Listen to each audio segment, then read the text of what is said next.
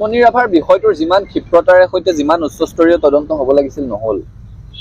বহু দীঘলীয়া সময় পাৰ হৈ গৈছে। 7 মাহৰ পিছত তদন্তৰ ফলাফল আহিছে।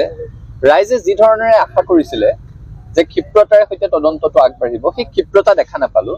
এতিয়া এটা ৰায়দান আহিছে, আইনী বিষয় তাত জড়িত হৈ আছে, গতিকে সেই বিষয়ে আৰু বিশদ ব্যাখ্যা মই কৰিব বিচৰা নাই।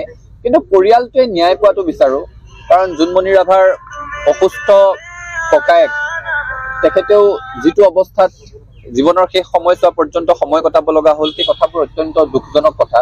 এতিয়া পৰিয়ালটোত যিসকল লোক আছে তেওঁলোকে ন্যায় পোৱাটো বিচাৰো, আৰু তেওঁলোকক চৰকাৰখনে সহায় কৰিব লাগে যাতে জুনমণি ৰাভাৰ অবৰ্তমানটো পৰিয়ালটোৰ হাহাকাৰ পৰিৱেশৰ সৃষ্টি নহয়।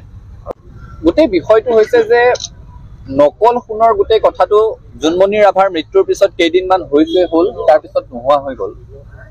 আচলতে নকল সোণৰ বেপাৰটো বন্ধ হ'ল নে, নকল সোণৰ সিন্ডিকেটৰ লগত জড়িত লোকসকলে শাস্তি পালে নে, নকল সোণৰ গোটেই ব্যৱসায়টোত জড়িত থকা মাষ্টাৰ মাইণ্ড কোন আছিলে, কাৰ পৃষ্ঠপোষকতাত ইমান দিনে আৰক্ষী প্ৰশাসনৰ নাকৰ তলেৰে সৈতে ব্যৱসায়সমূহ চলি আছিলে, সেই বিষয়সমূহৰ কিন্তু যি ধৰণৰ অনুসন্ধান হ'ব লাগিছিল, যি ধৰণৰ তদন্ত হ'ব লাগিছিল, নহ'ল। এইটো আটাইতকৈ দুৰ্ভাগ্যজনক কথা। অসমৰ ৰাজ্যৰ প্ৰশাসনৰ কাৰণে, আৰক্ষীৰ কাৰণে এইটো অত্যন্ত লজ্জাজনক কথা। আৰু ৰাইজে কাক বিশ্বাসত লৈ চলিব? ৰাইজে কেতিয়া নিৰাপদ বুলি আশ্বস্ত অনুভৱ কৰিব? যেতিয়া চৰকাৰ দক্ষ হ'ব, যেতিয়া প্ৰশাসন দক্ষ হ'ব, যেতিয়া আৰক্ষী দক্ষ হ'ব।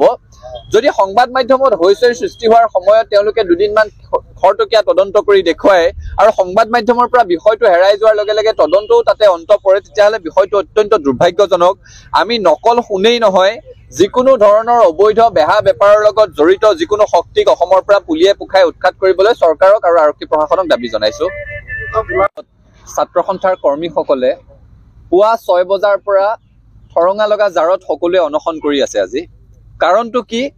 কাৰণটো ডক্টৰ হিমন্ত বিশ্ব শৰ্মা নেতৃত্বাধীন এই চৰকাৰখনে মাতৃভাষাক জলাঞ্জলি দিবলৈ কুচকাৱাজ চলাইছে। কাৰণটো কি? যিখিনি সময়ত সমগ্ৰ বিশ্বত মাতৃভাষা মাধ্যমক ছাত্ৰ ছাত্ৰীৰ শিক্ষাৰ উত্তম মাধ্যম হিচাপে চিহ্নিত কৰিছে, অসম চৰকাৰখনে মাধ্যমিক পৰ্যায়ৰ পৰা পাকে প্ৰকাৰে ইংৰাজী মাধ্যমটো জাপি দিবলৈ চেষ্টা চলাই আছে।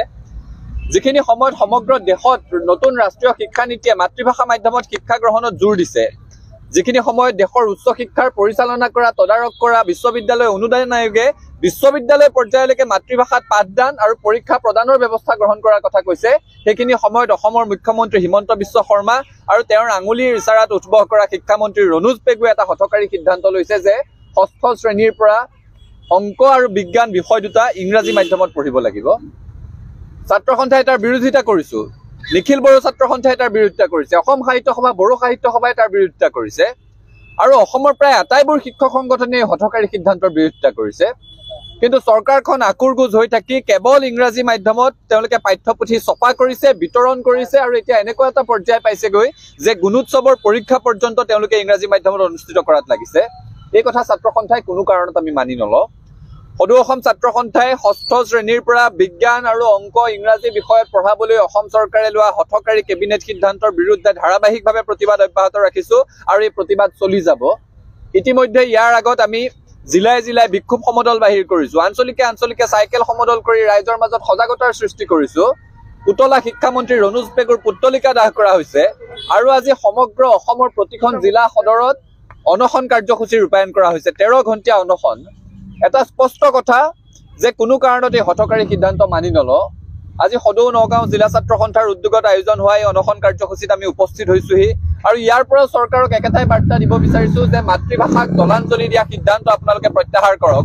এইখন অসমত মাতৃভাষাই স্বীকৃতি পাবৰ কাৰণে, ভাষা হিচাপে স্বীকৃতি পাবৰ কাৰণে, মাধ্যম হিচাপে স্বীকৃতি পাবৰ কাৰণে আন্দোলন কৰিব লগা হৈছিলে, অসমীয়া সন্তানে শ্বহীদ বৰণ কৰিব লগা হৈছিলে, অসমীয়া মাধ্যম, বড়ো মাধ্যমৰ প্ৰতিষ্ঠাৰ এটা ইতিহাস আছে। সেই ইতিহাসক ওলাই কৰি ৰাতিটোৰ ভিতৰতে খেয়াল খুচি মতে দি কোনো ন্যৰ্থ স্বাৰ্থৰ কাৰণে তেওঁলোকে যদি ইংৰাজী মাধ্যম জাপি দিবলৈ বিচাৰে, ছাত্ৰ সন্থাই এই সিদ্ধান্ত মানি নলয়।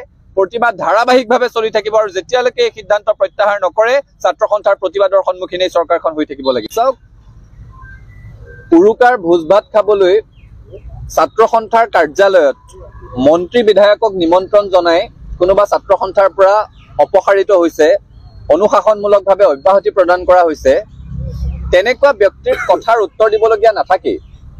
কিন্তু যিহেতু এটা অভিযোগ উত্থাপন কৰিছে, গতিকে মই স্পষ্টভাৱে আপোনালোকৰ মাধ্যমেৰে সৈতে ক'ব বিচাৰিছো মৰিগাঁও অধিৱেশনটো দূৰৰে কথা, আন যিকোনো ৰাজহুৱা কাৰণত বা ব্যক্তিগত কাৰণত শাসকীয় দলৰ বা আন যিকোনো দলৰ ৰাজনৈতিক নেতা মন্ত্ৰী বিধায়কৰ পৰা এটা টকাও যদি উৎপল শৰ্মাই লৈছে বুলি কোনোবাই প্ৰমাণ কৰিব পাৰে, উৎপল শৰ্মাই ৰাজহুৱা জীৱন ত্যাগ কৰিব। এইটো তেওঁলোকলৈ আমাৰ মুকলি প্ৰত্যাহ্বান। এটা টকাও, মই পুনৰবাৰ কৈছো, মৰিগাঁও অধিৱেশনটো দূৰৰে কথা, আন কিবা ৰাজহুৱা কামত বা ব্যক্তিগত কামত শাসকীয় দল বা আন কোনো ৰাজনৈতিক দলৰ নেতা মন্ত্ৰী বিধায়কৰ পৰা এটা টকাও যদি জীৱনত লৈছো বুলি কোনোবাই প্ৰমাণ কৰিব পাৰে, তেতিয়াহ'লে উৎপল শৰ্মাই ৰাজহুৱা জীৱন ত্যাগ কৰিব। এই কথাটো মই আজি আপোনালোকৰ আগত মুকলিভাৱে জনালো আৰু মুকলিভাৱে প্ৰত্যাহ্বান জনাইছো যিসকলে এই কথাটো কৈছে, আৰু এইটো বোকাত মিছা কথা। আৰু দ্বিতীয়টো কথা হৈছে, আছু অফিচত মন্ত্ৰীক মাতি ভোজ ভাত খোৱাৰ কাৰণে ছাত্ৰ সন্থাই অনুশাসনমূলক ব্যৱস্থা গ্ৰহণ কৰিছে। এনেকুৱা অনুশাসনমূলক ব্যৱস্থা ভৱিষ্যতেও গ্ৰহণ কৰি থকা হ'ব। ছাত্ৰ সন্থা কোনো ৰাজনৈতিক দলৰ প্ৰতি আনুগত্য নথকা এটা অৰাজনৈতিক ছাত্ৰ সংগঠন, আৰু ছাত্ৰ সন্থাত থাকি ৰাজনৈতিক দলৰ সৈতে সনাপুটুকা কৰি থাকিব, ছাত্ৰ সন্থাৰ ভাৱমূৰ্তি নষ্ট কৰিব, এনেকুৱা কথাবোৰ অনাগত দিনতো কোনো কাৰণত সহ্য কৰা নহ'ব। ছাত্ৰ সন্থাৰ নেতৃবৰ্গৰ বিৰুদ্ধে যিমান কুৎসা ৰচনা কৰিব লগা আছে কৰক, যিমান অপযশ দিবলগীয়া আছে অপযশ দিয়ক, যিমান তেওঁলোকে ৰাজহুৱাভাৱে কালিমা সানিবলৈ বিচাৰে তেওঁলোকে কৰিব পাৰে, কিন্তু ছাত্ৰ সন্থাই অনুশাসনৰ ক্ষেত্ৰত আপোচ নকৰে। আৰু ভৱিষ্যতৰ দিনতো এনেকুৱা ঘটনাত জড়িতসকলৰ বিৰুদ্ধে এনেকুৱা ধৰণৰ কঠোৰ অনুশাসনমূলক ব্যৱস্থাই গ্ৰহণ কৰা হ'ব, সেইটো স্পষ্ট।